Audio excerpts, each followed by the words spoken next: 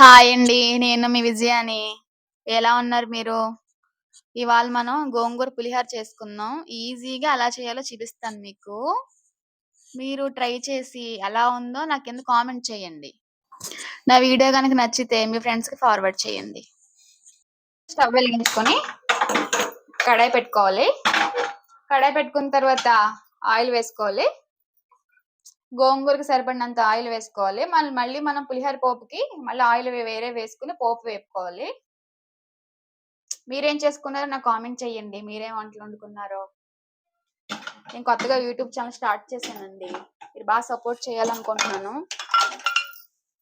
గోంగూర పులిహోరకి first గోంగూర వేసుకొని పచ్చివాసన పోయే వరకు బాగా వేపుకోవాలి. మరి మీరు ఎంత రైస్ తీసుకుంటారో ఆ రైస్కి తగ్గట్టుగా వేసుకోవాలి. చాలా ఈజీ ఇది. మీ పిల్లలకి చేసి పెట్టండి, బాగుంటుంది క్యారేజీలకి. అందులోనే పులిహోరకి తగ్గ కారం ఈ గోంగూరలోనే వేసుకోవాలి. పచ్చిమిర్చి కారం మీ కారం తగ్గట్టుగా వేసుకోవాలి. ఇలా బాగా వేపుకోవాలి. కొంచెం ముద్ర గోంగూర తీసుకోండి, బాగుంటుంది. లేత గోంగూర అయితే మీకు బాగా పేస్ట్ అయిపోయి బాగోదు రైస్ లో కలుపుకోవడానికి. ముందుగా ఏం చేస్తారంటే రైస్ బాగా కుక్ చేసుకుని చల్లారి పెట్టేయండి. రైస్ అని చల్లారితే మనం కలుపుకోవడానికి అంత ఈజీగా ఉంటది.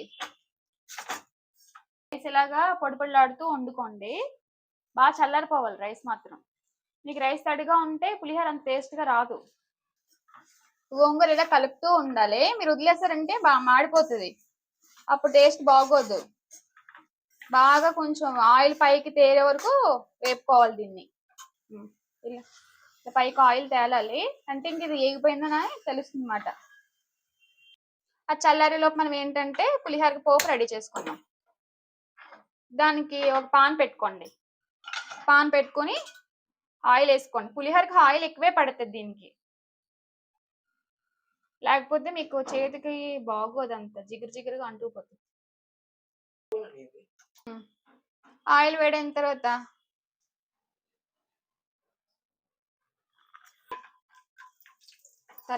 పల్లీలు వేసుకోండి.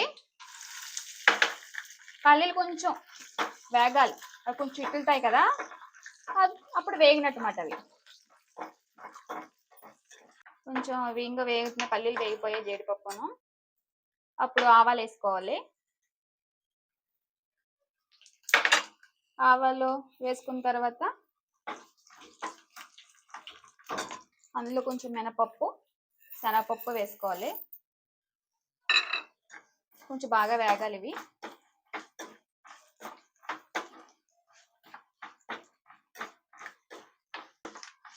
ఇలా ఎర్రగా వేగితే బాగుంటాయి, అంటే తినేటప్పుడు మంచి టేస్ట్గా ఉంటాయి. ఆ వేగిన తర్వాత పచ్చిమిర్చి ఎండుమిర్చి వేసుకోవాలి. ఇవి కూడా బాగా ఎర్రగా వేగితే బాగుంటాయి. ఎండుమిర్చి కూడా బాగా వేగాలి.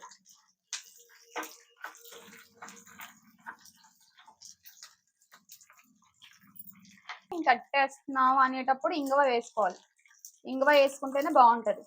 అప్పుడు కరివేపాకు వేసుకోవాలి, అంతే.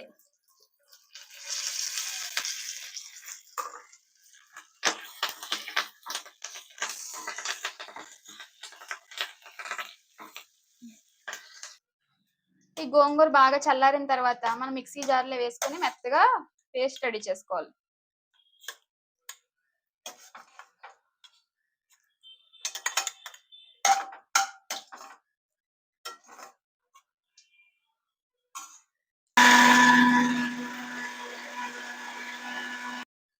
మనం మిక్సీ చేసుకుంది ఇలా బాగా పేస్ట్ లాగా మనం మెత్తగా రుబ్బుకోవాలి.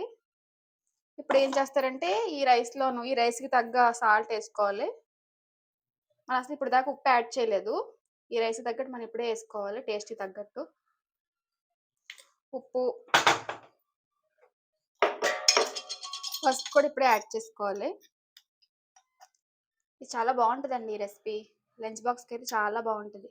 మీకు ఇంకా ఇలాంటి రెసిపీస్ ఏమన్నా కావాలనుకుంటే లంచ్ బాక్స్కి నాకు కింద కామెంట్ చేయండి, మీకు చేసి చూపిస్తాను. అప్పుడు ఈ పేస్ట్ మనం వేసుకోవాలి. ఉప్పు పసుపు ఇవన్నీ వేసుకున్నాక మనం ఈ రైస్కి తగ్గట్టు ఈ మిక్సీ చేసిన ఈ గోంగూర పేస్ట్ని ఇందులో వేసుకుని చేత్తోనే కలుపుకోవాలి ఇది. మన గరిటెతో కలుపుకుందామంటే ఇది అవ్వదు. మనం చేత్తో కలుపుకుంటేనే బాగా కలుస్తది. ఇలా కొంచెం కొంచెం కలుపుకుంటూ రావాలి.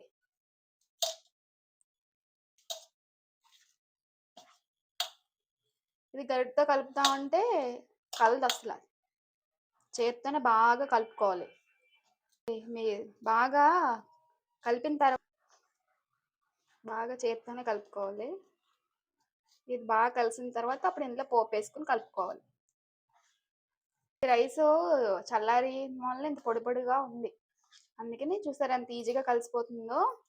అదే కనుక రైస్ వేయడమే కలిపేసాం అనుకోండి మనకి ఇలా రాదు. ఇంత పొడి పొడిలాడుతూ రాదు. చూడండి ఎంత పొడి పొడిగా ఉందో.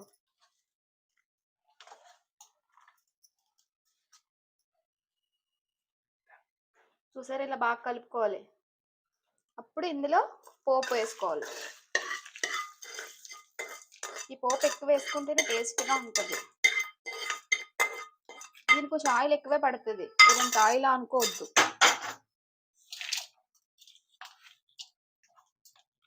పులుపు గట్ట అన్నీ మీకు ఎంత కావాలో చూసుకొని వేసుకోండి.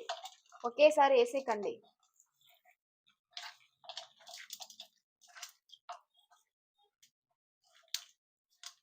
చూసారు ఎంత బాగుందో కలర్. ఇంకా కాసేపటికి ఇంకా కలర్ వస్తుంది.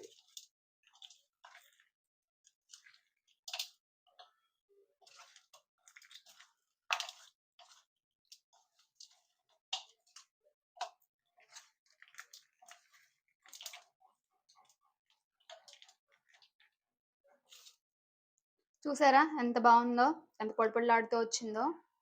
ఇలాగే కలుపుకోవాలి. మీరు ఇంట్లో ట్రై చేయండి.